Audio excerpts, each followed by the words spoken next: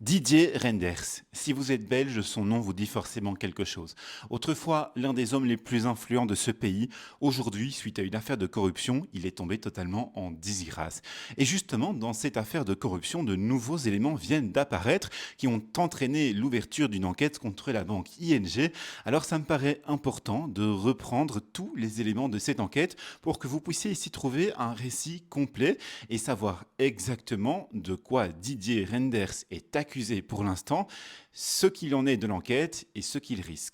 Mais avant toute chose, évidemment, je vous invite à vous abonner et activer la cloche pour rester au courant des moments où je sors des vidéos. Alors pour bien savoir de quoi on parle, il faut d'abord savoir évidemment de qui on parle. Pour ceux qui ne connaissent pas Didier Reynders, par exemple les Français qui nous regardent, eh bien en matière de politique en Belgique sur ces 20-30 dernières années, c'était vraiment, on peut le dire, un poids lourd.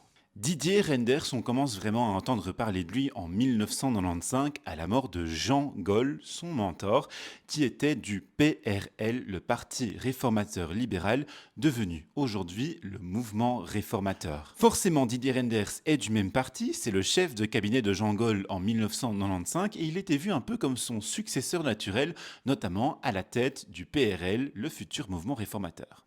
Mais lorsque Jean Gaulle meurt alors qu'il est président de parti, c'est Louis Michel qui brûle un peu la politesse à Didier Reynders et qui prend la tête du parti. De là naîtra une animosité d'ailleurs entre le clan Michel, Louis et ensuite Charles, et puis le clan Reynders. La mort de Jean Gaulle et l'animosité avec le clan Michel ne l'empêchera pas toutefois d'avoir une très grosse carrière politique. Didier Reynders a été de 1999 à 2011 le ministre des Finances, il a été président du mouvement réformateur de 2004 à 2011, il a été le vice-premier ministre de la Belgique de 2004 à 2019, et puis le ministre des Affaires étrangères de 2011 à 2019, le ministre de la Défense également en 2018 et 2019, et puis il a terminé en étant commissaire européen de la justice de 2019 à 2024. Et commissaire européen, c'est tout sauf un petit poste, hein. C'est payé à la grosse fourchette entre 20 et 30 000 euros par mois. Et un commissaire européen, il faut voir ça un petit peu comme un ministre dans un gouvernement. Lui, il avait donc les clés de la justice européenne. Mais c'est juste après la fin de son mandat de commissaire européen que le scandale qui le touche aujourd'hui éclate, exactement 3 jours après la fin de son mandat de commissaire européen, quand la police fait des perquisitions à son domicile. Mais vous allez voir que les soupçons qui le concernent remontent à bien plus longtemps. Ce qu'on reproche aujourd'hui à Didier Reynders, c'est d'avoir peut-être blanchi de l'argent. Je dis peut-être parce que l'enquête est toujours en cours et qu'en Belgique, tant qu'on n'est pas déclaré coupable, on est présumé innocent. L'affaire commence en 2008. À ce moment-là, Didier Reynders commence à déposer de l'argent en cash à la banque ING. Ça va durer 10 ans jusqu'en 2018. Et on ne parle pas d'une petite somme, on parle de 700 000 euros en cash. Mais en 2008, il n'y a encore aucun soupçon contre Didier Reynders. Les premiers soupçons de corruption, ils apparaissent au moment d'une affaire dont vous avez sûrement entendu parler en 2016, le Kazakh Gate. Le Kazakh c'est un scandale majeur de corruption qui a touché la France et la Belgique au plus haut niveau de leur État. En France, on parle par exemple d'une implication de Nicolas Sarkozy, qui était à ce moment-là président de la République. Et chez nous, on parle d'une implication notamment d'Armand de Decker, qui était président du Sénat, mais aussi de la princesse Léa de Belgique. L'affaire du Kazakh elle commence en 2011 en Belgique et elle concerne en premier lieu un milliardaire nommé Patok Shodiev. Il est milliardaire kazakh mais naturalisé belge et il est soupçonné d'avoir blanchi de l'argent. Il risque donc de gros ennuis judiciaires chez nous, mais à ce moment-là, donc en 2011, une loi qui concerne les transactions pénales est votée et ça permet à Patok Shodiev d'éviter ses ennuis financiers. Il peut opérer une transaction financière pour éviter une peine de prison et un procès. Mais le problème avec cette loi sur les transactions pénales, c'est qu'il existe de forts soupçons qui tentent à dire qu'elle n'aurait pas été votée entre guillemets de manière naturelle en Belgique. Il y aurait une demande de la France et puis il y aurait surtout une initiative de Patok Shodiev et de ses proches avec la collaboration chez nous d'Armand de Decker, le président du Sénat. L'objectif aurait été d'accélérer le vote de la loi pour permettre à Patok Shodiev d'en bénéficier et d'éviter ainsi donc le procès et les peines de prison.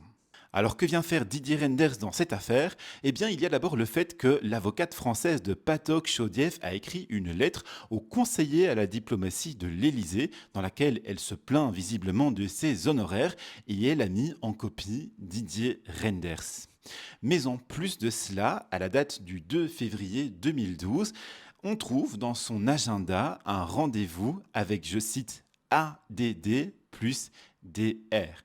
Des initiales donc, des initiales qui pourraient signifier Armand de Decker et Didier Reynders. Alors Didier Reynders a toujours nié son implication dans l'affaire du Kazakh et il n'a jamais été inquiété pour ça. La justice n'a pas pu rassembler assez d'éléments de preuve. Didier Reynders continue donc son parcours politique sans jamais être inquiété jusqu'en 2018.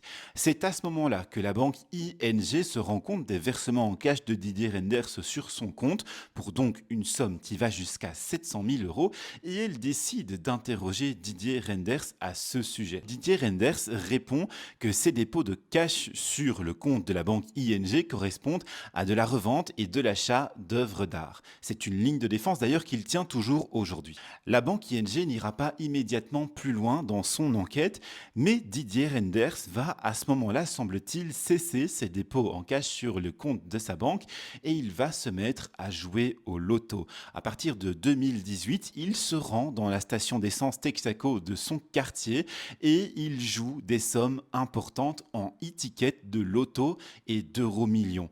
Ces sommes, elles vont jusqu'à 200 000 euros. Pendant ce temps-là, en avril 2019, Nicolas Hulens, un ancien agent de la sécurité de l'État, dépose une plainte contre Didier Reynders pour corruption, mais juste après que la plainte soit parue dans la presse, elle est classée sans suite. Juste après le classement sans suite de sa première plainte, Nicolas Hulens dépose une deuxième plainte et se constitue partie civile. Cette fois, la Sûreté de l'État et le Comité R sont perquisitionnés, mais ça n'aboutit toujours à rien. Il faut attendre 2021 et des analyses de routine de la loterie nationale. À ce moment-là, elle se rend compte qu'un de ses points de vente bruxellois vend beaucoup trop de e-tickets de loto et d'euros millions. Beaucoup trop pour que ce soit normal. Alors elle commande une enquête et en mars 2022, après les résultats de cette enquête, elle décide de transmettre une alerte au parquet bruxellois concernant Didier Reynders pour soupçon de blanchiment d'argent. Il faut attendre le 24 août 2023 pour que le parquet de Bruxelles fasse ses premières demandes d'information à la loterie. Et dans la foulée, la banque ING transmet elle aussi pour la première fois une alerte de soupçon pour blanchiment d'argent à la CTIF, un organe anti-blanchiment. En janvier 2024, la CTIF demande des informations à la Loterie nationale également, et ce n'est qu'à la mi-mars, après que la Loterie nationale ait obtenu l'autorisation du parquet, qu'elle va transmettre toutes les informations utiles à l'organisme. On est donc à ce moment-là à deux alertes pour blanchiment d'argent de la part de la Loterie nationale et de la banque ING, mais il faut se rappeler qu'à ce moment-là aussi, Didier Reynders, il est commissaire européen et en plus de cela, ici en Belgique, il est élu à la Chambre des représentants et ce statut d'élu de la Chambre des représentants lui donne une immunité diplomatique.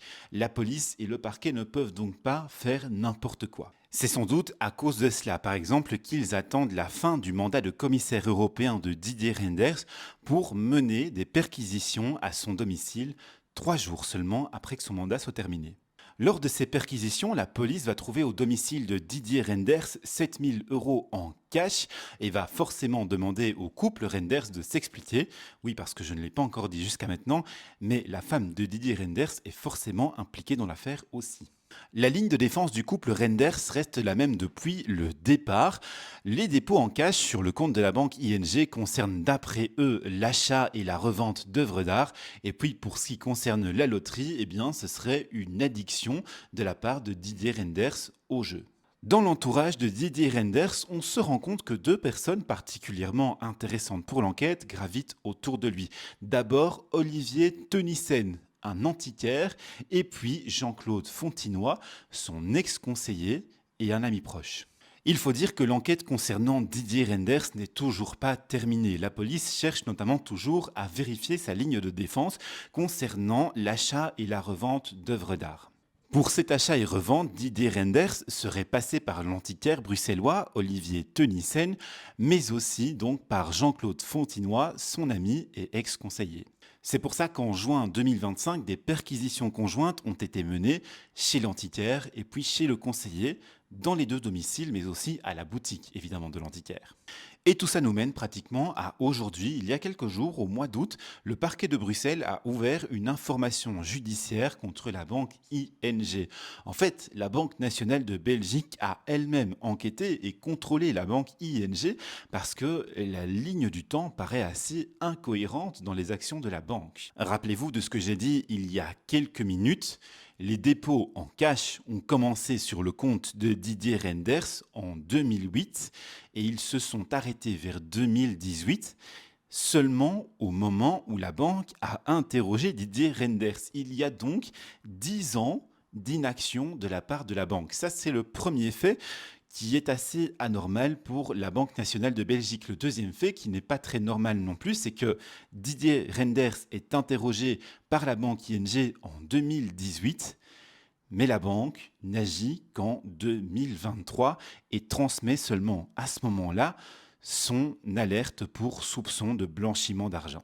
Le parquet de Bruxelles a donc déjà entendu les principaux dirigeants de la banque. Il cherche à savoir s'il n'y a pas eu du trafic d'influence.